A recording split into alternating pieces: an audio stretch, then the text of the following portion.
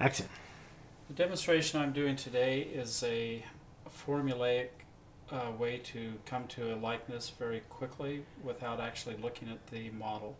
In other words, this will be just a shortcut in how to create a portrait. So the first thing we need is a frontal view. We're looking at a line here, line here. Roughly the shape of the face comes into play. We're going to go pupil to tip of nose. That's a triangle. And from there we cut into the line which will then constitute the mouth.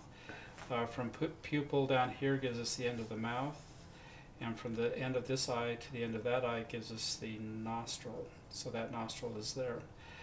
Once we've achieved these lines, the next step is to create a sense of planes, which are like facets, like a jewel that's been cut. And I'm going to, instead of making these rigid planes, instead I'm using circles. So this constitutes a plane, this constitutes a planar cheek, this is a plane. Here we have a space under the lip. This is the chin, which constitutes a plane. This is an elongated oval, which is the nose. Here's the tip of the nose. And so we have a nice, happy plane. The ears kind of work off of that line. Give this form lots of cranium. And so now what we're doing is looking for the skeletal structure, the anatomical structure. That means cheekbone, it means the hollow. When you look at a skull, we've got a hollow here that the eye sockets fit in. The reason why these hollows are important, because that gives us lines that create the facial map or facial features. You've got two planes for lips. The one underneath is in shadow, so that one usually, I'm sorry, this is the other way around. We're going to make the top one in shadow, which creates this bottom lip that has a lighter plane to it. If you look at a skeleton, we've got cheekbone here. Men apparently have a bony brow, whereas women may not. I'll let you decide that for yourself. Look around, but I'm going to put a bony ridge here. The reason why that's important is it creates the eyebrow, which is probably more expressive actually than the eyes itself. You'll notice I haven't even begun working on the eyes, and already I've got plenty of expression. So now, is the face oval, is it square? Everybody's got a different facial type. So we're going to come in and kind of do some parameters here. The ear again. There's a bone here coming off the nose, and from about here down is cartilage. And what that means is you're going to have a different value, either darker here, lighter here, or reverse depending on the direction of the light. So this is a little bone, this is bone, this is bone, this is bone, and this is muzzle. So those muzzle lines, the upper lip actually, this whole thing constitutes a plane, and then there's a space between lip to lip. So we go two lines, dot to dot, triangle, then it's a question of skeletal structure. That means cheekbones, skull sockets, that means muzzle, okay?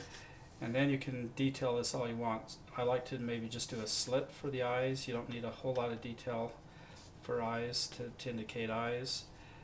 You can define the nose, because we're looking straight on, probably not much nostrils showing through. And then of course everybody's unique facial features. You make those adjustments. Again, I'm looking at no model. This is all a question of formula. The ears just barely the top of the ears kind of show on this line. A lot of cranium, a lot of skull on the top here. If you were to do this foreshortened, same thing, only your lines would be curved. And so that means your eyes go along those lines. Plenty of nostril, of course, here because you're looking up. We're kind of doing the circular fill in the cheeks. And again, I made the mistake here, but depending on the light, one of these lips will be in shadow, the other one will be in light.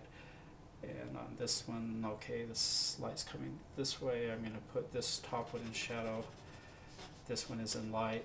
The chin, and then the ears go way down because they follow this line going that way. 3/4 view, same thing. Your line's here, here, here, identical to this. Only this triangle will be distorted because the 3/4 effect. There's my triangle. Dropping the pupil gives me the end of the mouth. That gives me the end of the mouth. That little recess here goes to the nostril, so the nostril will come out this way.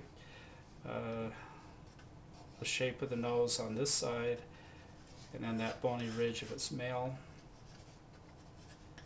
The muzzle, one of the lips in shadow, the chin, and then we have our chin, cheekbone, ridge bone, bone here on this nose.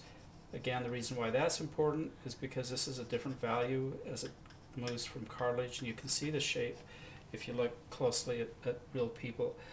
A little bit of an eye suggestion, doesn't need a whole lot. A lot of expression in the eyebrows. You can move them up if they're happy, move them down if they're sad. Eyebrows close to the eye. This is a plane, this is a plane. We cut into it, this is a plane, and then we define our shapes.